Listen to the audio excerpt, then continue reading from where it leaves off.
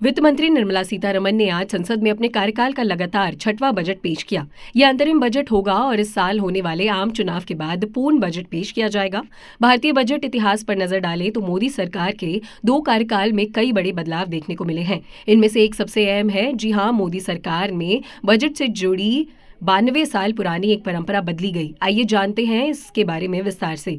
तो साल 2024 चुनावी साल है और यही कारण है कि इसके बाद 1 फरवरी को पूर्ण बजट नहीं बल्कि अंतरिम बजट पेश किया गया है।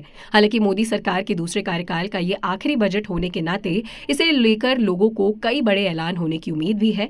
अन्य सेक्टर्स के साथ ही इसमें रेलवे से जुड़ी घोषणाएं भी की जा सकती हैं। जो 92 साल पुरानी परंपरा मोदी कार्यकाल में बदली है वो रेलवे से जुड़ी हुई है। दरअसल साल 2017 में मोदी सरकार ने यूनियन बजट में यह बड़ा बदलाव किया था और आम बजट और रेल बजट एक साथ पेश किया जाने लगा था।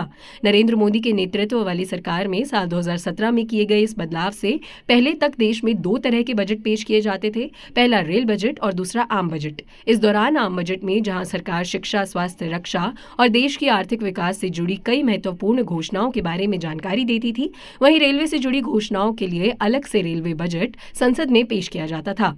रेल बजट पहली बार साल 1924 में ब्रिटिश शासन के दौरान पेश किया गया था। इसके बाद से ही लगातार हर साल आम बजट से एक दिन पहले रेलवे बजट पेश किए जाने की परंपरा चली आ रही थी, जिसे मोदी सरकार ने साल 2017 में बदलने का काम किया है।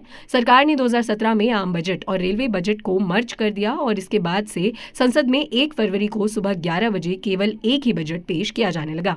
सालों पुरानी इस परंपरा में बदलाव करने के बाद जब आम बजट और रेल बजट को मिलाकर कॉमन बजट पेश किया गया तो इसे सबसे पहले संसद में पेश करने वाले वित्त मंत्री अरुण जेटली थे।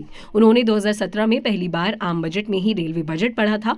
यहाँ इस बात का जिक्र करना भी बेहद जरूरी है कि आखिर इस बदलाव के लिए सरकार से किसने सिफारिश की थी।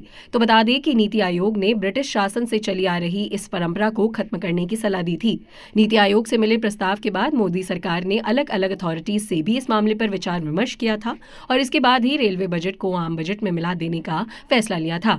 इसके बाद से अब देश में केवल एक ही बजट पेश किया जाता है। इससे पहले नए साल 2019 में तत्कालीन वित्त मंत्री अरुण जेटली द्वारा पेश किए गए अंतरिम बजट में सरकार की ओर से रेलवे को लेकर बड़े ऐलान किए गए थे, जिनमें देश में रेलवे इंफ्रास्ट्रक्चर के विस्तार के लिए बजट में भारतीय रेलवे के लिए 1.58 लाख करोड़ रुपए आवंटित किए गए थे।